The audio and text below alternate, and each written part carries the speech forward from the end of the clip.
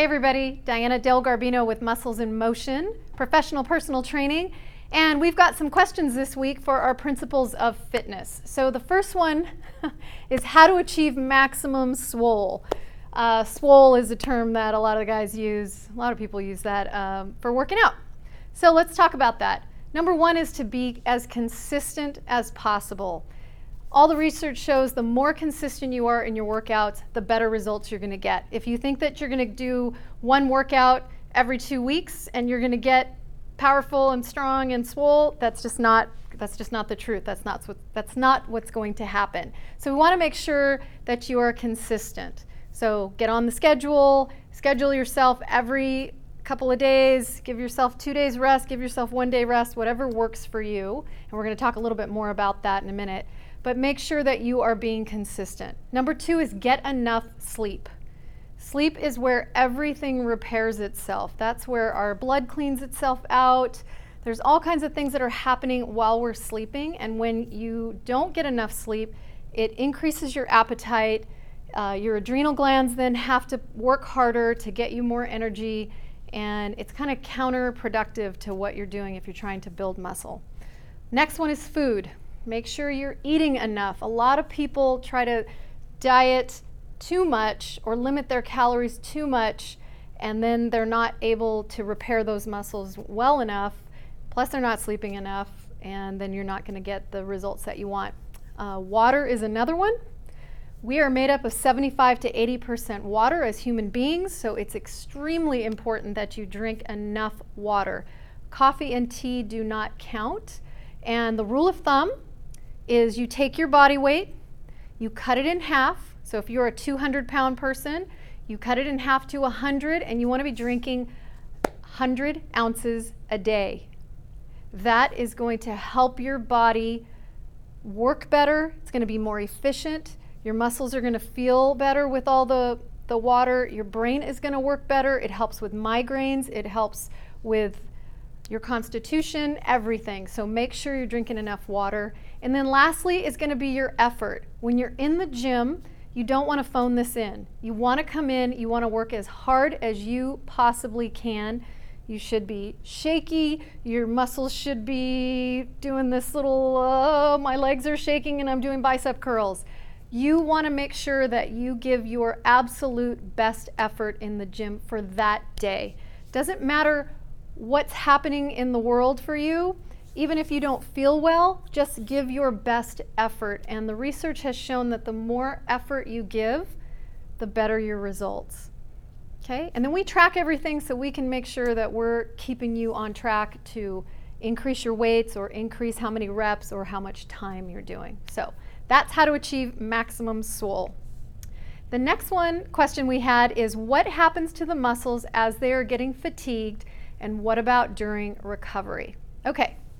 So there are 3 different muscle fiber types, and I like to do this when I have people next to me to give you a visual. But so I'm going to pretend like I'm the small muscle groups, and I'm the one I can go all day long. All I need to do is sit down and rest, and then get back up, and I'm fine. I call these little hamster wheel muscle fibers. So those guys, we want to burn them out. Those are our most popular muscle fiber types, and we want those to get fatigued so we can get to the next set of muscle fibers that are a little bit bigger. So if I'm the hamster wheel, I'm getting tired, I'm going to recruit my friends over here that are a little bit stronger, a little bit bigger. Hey, come over here and help me until I can take a step to the side and relax. These guys are going to take over.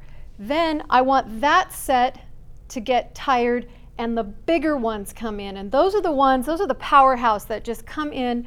You'll feel it when you're doing an exercise. You'll think, there's no way I can do one more, and suddenly you have a little bit more ability and you're able to do that last one, and then that's it. They burn out.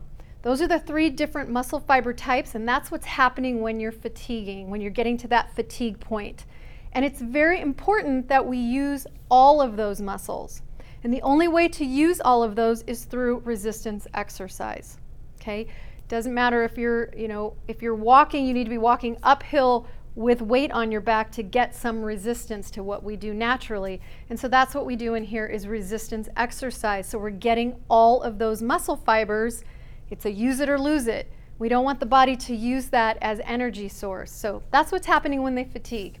Then they're getting little microfiber tears in them. They're breaking down as that's happening, which is good because then the body, when you sleep and when you eat, gets in there and repairs those a little bit more, makes them a little bit stronger, starts recruiting more of them, and that's where the recovery, that's why we're always telling people recovery is so important. You don't want to strength train every single day because then you never get a chance to actually recover and get stronger. You'll actually start going the other way.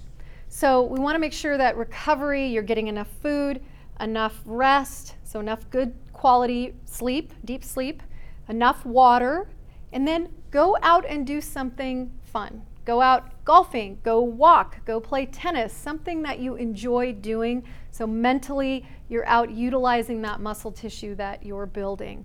It's not just go lay on the couch and do nothing, although that can be fun too.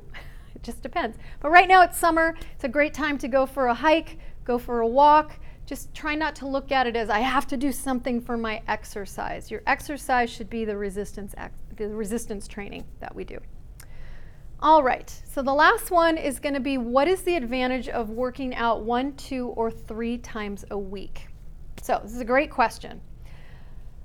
So let's talk about 2 times a week. So the research has shown consistently that 2 times a week is optimal for almost everybody. So 2 times a week, you can work out on a Monday and a Wednesday. You have 1 day rest time. Some people need a little bit longer, maybe Monday, Thursday, Tuesday, Friday, Tuesday, Thursday, whatever it is, get in there at least 2 times a week.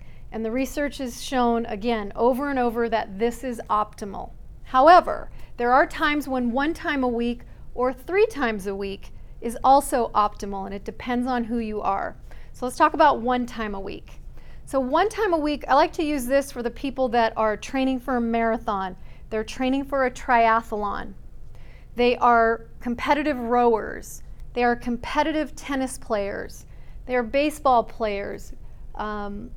Stuff like that where they're expending a lot of energy in their training to get ready for an event.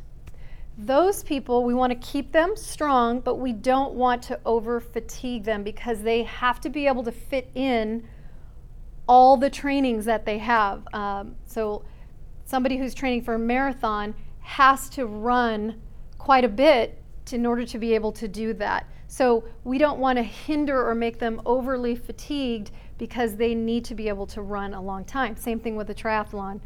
Swimming, running, biking, they're going to have to fit all that in there. So 1 time a week is optimal for those folks. For the average person who is sitting at a desk all day, 1 time a week is not going to be optimal. There's going to be too much time in between your resistance exercise before you come back. You're going to feel the effects a little bit more. You will still get stronger, but your conditioning is not going to be as optimal. Then there are the 3 times a week people. There are quite a few people that do really well with 3 times a week. They just have their conditioning is at a greater amount, or their conditioning is even lower. So this would work well with people who are just beginning to come into strength training that maybe are a little bit older and don't have a lot of conditioning or cardiovascular energy and endurance. And so we start them with 3 times a week with their intensity level being really a little bit lower. Their ability to apply a lot of effort is a little bit lower, and then we build them up to come in 2 times a week. So that way they're getting more rest as they're able to work harder. There are some people though that can do really well with 3 times a week and still staying up at this really high intensity level. So those are more the anomalies. But most people do really well at 1 time a week. It does not mean that you're not stronger on either end.